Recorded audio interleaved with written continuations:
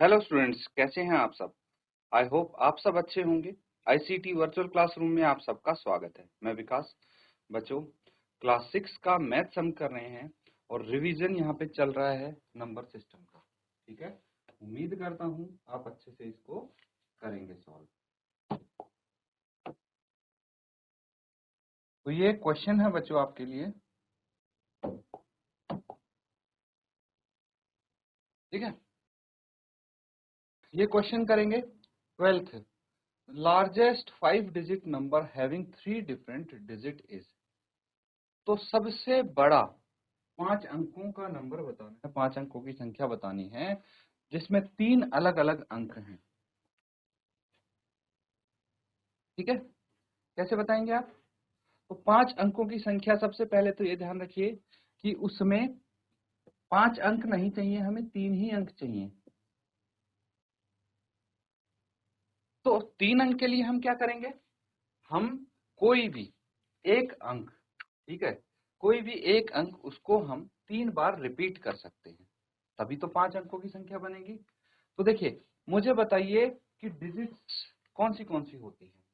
अगर मैं डिजिट्स की बात करूं 1 2 3 4 5 6 7 8 एंड 9, ठीक है, और 0 हो जाएगी। तो इसमें से सबसे बड़ी डिजिट या सबसे बड़ा अंक कौन सा है? 9 है। तो अगर हमें लार्जेस्ट नंबर निकालना है तो हमें 9 को लिखना पड़ेगा लेफ्ट साइड। और अगर हमें 3 ही डिजिट लेनी है तो सबसे बड़ी वाली लेंगे, 3 अलग अलग डिजिट लेनी है तो 9 8 7 लेंगे। और उसके बाद हम अगर किसी नंबर को रिपीट कर सकते हैं तो सबसे बड़े नंबर को रिपीट करेंगे हम, वो भी लेफ्ट से 3 बार। ठीक है, उसके बाद 9 से छोटी डिजिट है वो लिखेंगे 8, और उसके बाद उससे छोटी डिजिट है वो लिखेंगे। ठीक है, तो आपके पास आ गया 99,987। ये कहीं पे दिख रहा है आपको? ये रहा, option C is correct option. समझ में आया ना कैसे किया हमने ये? इसी तरह से अगला क्वेश्चन है the smallest 4 digit number having 3 different digit. 3 अलग अलग अंक जिसके हों, ठीक है, वो आपको बताना है। स्मॉलेस्ट 4 डिजिट नंबर क्या होगा? तो अब यहाँ पे जैसे ये वाला क्वेश्चन था, बिल्कुल सिमिलर क्वेश्चन है। तो यहाँ पे 5 की जगह 4 डिजिट हैं इस नंबर के। दूसरा, 3 अलग अलग डिजिट हम चूज कर सकते हैं। और सबसे छोटा नंबर अगर है, क्या है, सबसे छोटा नंबर है, तो सबसे छोटी 3 डिजिट लेंगे 0 1 2। ठीक है, अब एक्सट्रीम लेफ्ट में, सबसे लेफ्ट में सबसे छोटी डिजिट रखेंगे हम। तो यहाँ पे एक दिक्कत है, अगर मैंने सबसे लेफ्ट में 0 रख दी, ठीक है, लेफ्ट में 0 की कोई वैल्यू नहीं होती, इसीलिए ये 4 डिजिट का नंबर नहीं बन पाएगा, फिर 3 का बनेगा अगर लेफ्ट में 0 रख देंगे। इसीलिए हम क्या करेंगे, लेफ्ट में 0 से जस्ट बड़ा नंबर रखेंगे जो कि है 1। ठीक है, फिर उसके बाद 0 आ सकती है। अब दूसरी बात, हमें सिर्फ 3 डिजिट लेनी है, लेकिन यहाँ पे तो 4 जगह है, मतलब कोई एक डिजिट रिपीट होगी। तो कौन से डिजिट हम रिपीट कर सकते हैं ये सोचिए। तो सबसे छोटी डिजिट को ही रिपीट करेंगे जो कि है 0, और उसके बाद हम तीसरी डिजिट लिख देंगे जो कि है 2। तो 1002 आपका आंसर आ जाएगा, ये रहा। ठीक है, तो इसको नोट कर लेंगे। अब अगला क्वेश्चन है number of whole numbers between 38 and 68 is. तो 38 और 68 के बीच में होल नंबर्स कितने होंगे, आपको ये काउंट करना है। तो क्या करेंगे आप? देखिए, या तो आप इसको काउंट कर लें, अदरवाइज देखिए इसकी एक ट्रिक है, 68 में से 38 आप माइनस कर देंगे, कितना आ जाएगा ये? 68 में से अगर 38 माइनस करेंगे तो आपका आ जाएगा 30। ठीक है, कितना आ जाएगा? 30 आ जाएगा। और यहाँ पे उसमें से भी हमें एक माइनस करना पड़ेगा। ठीक है, क्या करना पड़ेगा? एक माइनस करना पड़ेगा। देखिए, या तो अगर आप डायरेक्ट काउंट कर लें तो भी ठीक है, अगर डायरेक्ट काउंट नहीं कर रहे हैं तो 38 और 68 का डिफरेंस निकाल लीजिए। सबसे सरल तो यही होगा कि इन दोनों का डिफरेंस निकाला, 30 आया। अब हमें पूछा गया है इनके बीच का नंबर, क्या? इनके बीच, मतलब इसमें 68 भी इंक्लूड नहीं होना चाहिए और 38 भी नहीं, इन दोनों के बीच के कितने संख्या होंगी। तो एक हम डिजिट इसमें से माइनस कर देंगे और 29 आ जाएगा। क्यों? क्योंकि हमें एक्चुअली चाहिए 39 से लेके 67 तक चाहिए। क्या चाहिए? 39 से 67 तक चाहिए नंबर, जिसमें 39 भी इंक्लूड होगा, 67 भी होगा, और यहाँ पे 68 और 38 कोई भी इंक्लूड नहीं होगा। तो अगर इन दोनों को माइनस करेंगे तो इस केस में हम +1 कर देंगे, इन दोनों को माइनस करेंगे तो -1 कर देंगे। ये चीज ध्यान रखनी है, और आपका ऑप्शन सी यहाँ पे आंसर हो जाएगा। नोट कर लेंगे।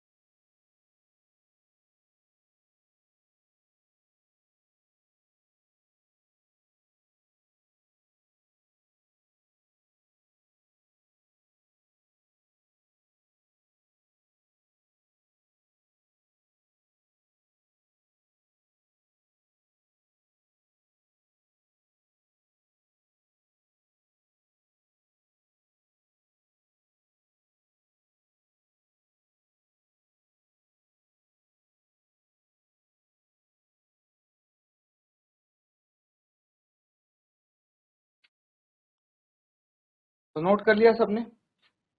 आगे करेंगे अब। ठीक है, ये क्वेश्चन है, क्या बोला है? The product of successor and प्रेडेसेसर of 999। तो मुझे बताइए सक्सेसर क्या होगा? Successor of 999 is 1000। सक्सेसर मतलब +1, है ना?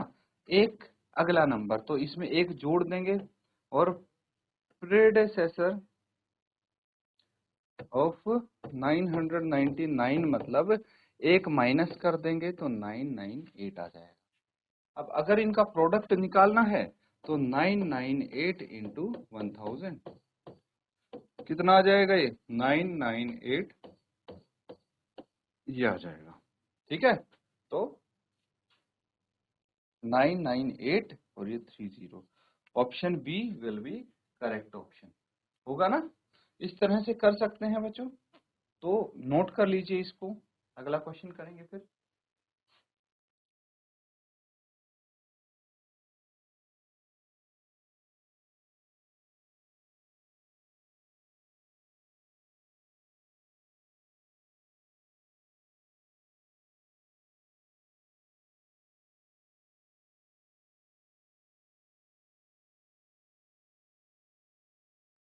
ठीक है, कर लिया नोट, तो अगला क्वेश्चन देखिए अब।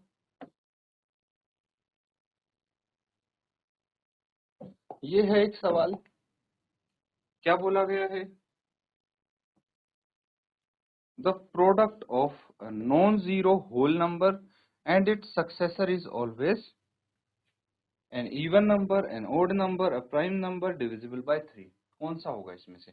तो मुझे बताइए कि कोई भी नॉन जीरो होल नंबर ले लेंगे हम। ठीक है, तो कोई भी नॉन जीरो होल नंबर जैसे 5 हो गया, और इसका सक्सेसर इसमें एक जोड़ देंगे तो 6 आ जाएगा, तो 30 आ जाएगा। ठीक है, कोई भी नंबर ले लीजिए आप, ऐसा नहीं है। जैसे मैंने 15 ले लिया, प्लस एक 16, तो 15 इंटू 16 कितना होता है? 16 इंटू 5 80, 8 बच गए, 16 इंटू एक 16 और 8 24। ठीक है, मान लीजिए मैंने इवन नंबर ले लिया 10, ये इंटू है ना? 10 इंटू 11 कितना आ गया? 110।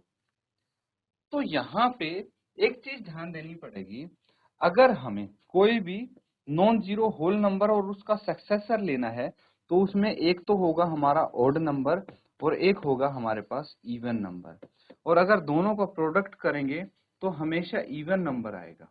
ठीक है, क्या आएगा? इवन नंबर आएगा।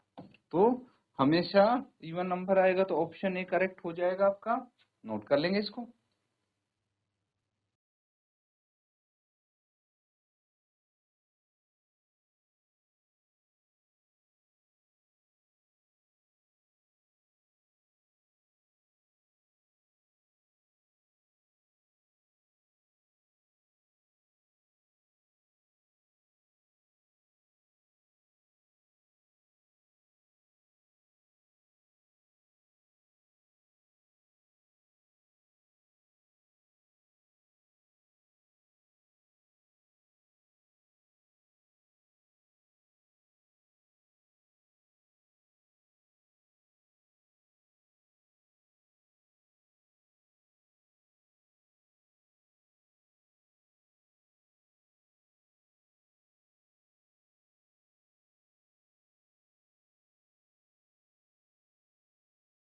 ठीक है, नोट कर लिया सबने। चलिए अगला सवाल करेंगे अब।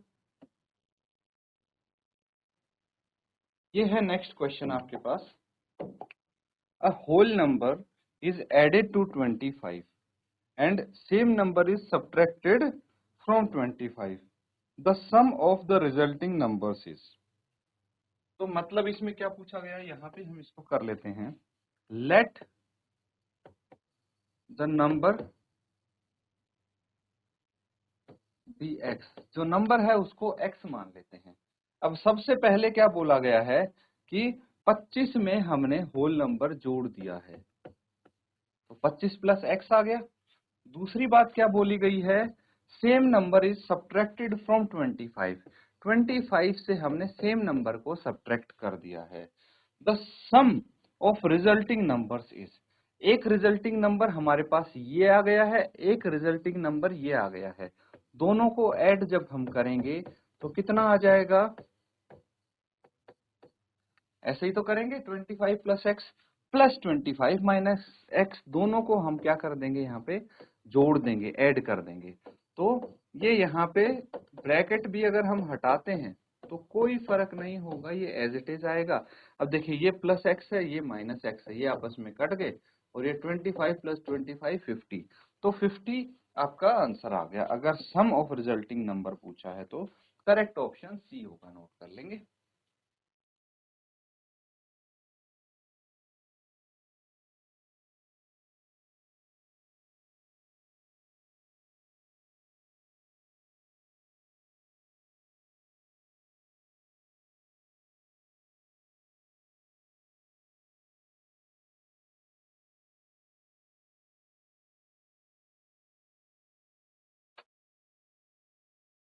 ठीक है, कर लिया सबने नोट। तो अगला क्वेश्चन देखिए अब। ये है, अब इसमें देखिए आपको लेफ्ट हैंड साइड और राइट हैंड साइड अलग अलग दिए हैं, है ना। बताना है कि कौन सा ट्रू नहीं है, मतलब जो इक्वल नहीं होगा। यहाँ पे इक्वल टू के साइन दिए हैं ना सब में, ये देखिए ये रहे। तो जो इक्वल नहीं होंगे लेफ्ट साइड और राइट साइड, वो आपका करेक्ट ऑप्शन होगा। फॉर एग्जाम्पल ऑप्शन ए देखिए, लेफ्ट हैंड साइड यहाँ पे कितना है, लेफ्ट हैंड साइड यहाँ पे है 7 प्लस 8 प्लस 9, कितना आ जाएगा, 7 प्लस 8 15 प्लस 9 कितना आ गया 24। अब इसका राइट हैंड साइड देखिए, 7 प्लस 8 प्लस 9 कितना आ गया, 8 प्लस 9 कितना आ गया, 9 और 8 17। तो 7 प्लस 17 कितना आ गया 24। ठीक है, यहाँ पे आपको पता है एक प्रॉपर्टी भी लग रही है। ठीक है, प्रॉपर्टी का क्या बोलते हैं, कम्यूटेटिव प्रॉपर्टी बोलेंगे हम। यानी इसमें आपको बोला जाता है a प्लस बी प्लस सी। ठीक है, ये एसोसिएटिव प्रॉपर्टी होगी। क्या बोलेंगे, एसोसिएटिव प्रॉपर्टी। या तो पहले इन दोनों को ऐड कर लें, या फिर हम a प्लस बी प्लस सी, या फिर इन दोनों को ऐड कर लें, आंसर सेम आएगा आपका। ठीक है, इस तरह से ये प्रॉपर्टी लग रही है। अब सेकंड वाले में एसोसिएटिव मल्टीप्लिकेटिव प्रॉपर्टी लग रही है। तो नंबर जब सेम है, पहले a और b को मल्टीप्लाई करो या b और c को, आंसर सेम आएगा। थर्ड वाले में डिफरेंट आ सकता है आपका, थर्ड वाला चेक करेंगे। ऑप्शन सी क्या दिया गया है, 7 प्लस 8 इंटू 9। ठीक है, ये लेफ्ट हैंड साइड है, कितना आ जाएगा, पहले मल्टीप्लाई करेंगे। 7 प्लस 8 इंटू 9 कितना होता है, 72 72, और 72 प्लस 7 79 आ गया। ये लेफ्ट हैंड साइड है आपके पास। अगर राइट हैंड साइड हमें चाहिए तो क्या गिवन है, 7 प्लस 8 इंटू 7 प्लस 9, इनको मल्टीप्लाई करेंगे कितना आ जाएगा, 7 और 8 15 प्लस 9 और 7 कितना होता है 16, 15 और 16 कितना आ गया 31। तो ये 31 है और ये 79 है, इक्वल नहीं है, ये वाला इक्वल नहीं है। तो करेक्ट ऑप्शन हमारा सी होगा, बिकॉज ये पूछा है which of the following is not true, है ना। तो ये ट्रू नहीं है, नोट कर लेंगे।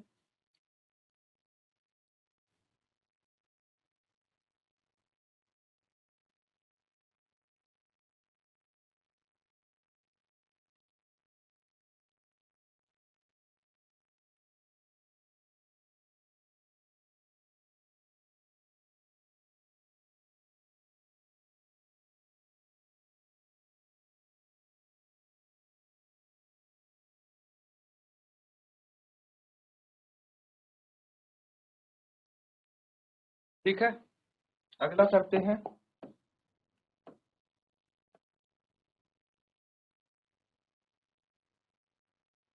ये देखिए, ये क्वेश्चन करेंगे।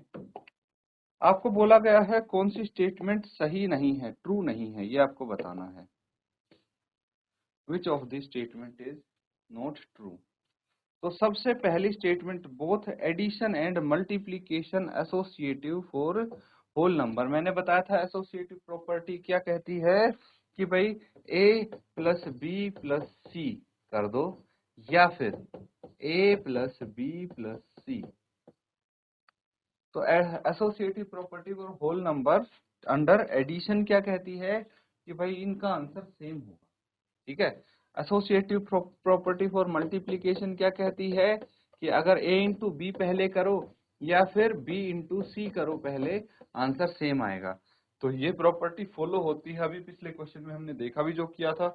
तो ये तो ट्रू होगा, है ना, ये स्टेटमेंट ट्रू है। अब अगर सी की बात करें, addition and multiplication both are commutative property for whole number. Commutative property क्या कहती है, a प्लस बी करो या फिर b प्लस a करो, आंसर सेम है, या फिर a इंटू बी या फिर b into a, answer same है। ये कम्यूटेटिव प्रॉपर्टी होगी, ये भी ट्रू है ना। लास्ट वाला देखिए, multiplication is distributive over addition for whole number. बिल्कुल होता है, अगर हम ऐसे करते हैं a into B plus C, तो ये डिस्ट्रीब्यूट हो जाएगा कैसे, a into B plus a into C. ठीक है, तो यही प्रॉपर्टी यहाँ पे बताई गई है, तो ये भी ट्रू है। अब सेकंड वाला देखिए, पार्ट बी में गड़बड़ लग रही है मुझे। Zero is the identity for multiplication. Multiplication के लिए होल नंबर्स के जीरो आइडेंटिटी नहीं होगी, क्योंकि अगर मैं किसी भी होल नंबर को जीरो से मल्टीप्लाई करूंगा तो आंसर हमारा जीरो ही आएगा।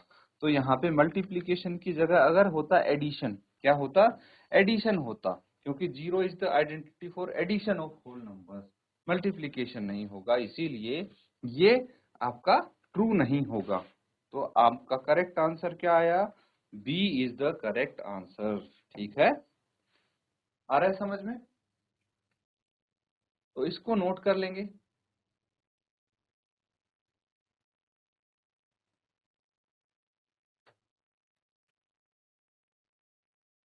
तो बच्चों, यहाँ पे हमने जो क्वेश्चंस किए हैं, उम्मीद करता हूँ कि आपको अच्छे से समझ में आए हैं, नोट कर रहे हैं आप साथ साथ। इसी के साथ आज का सेशन यहाँ पे एंड करेंगे। Thank you and have a nice day.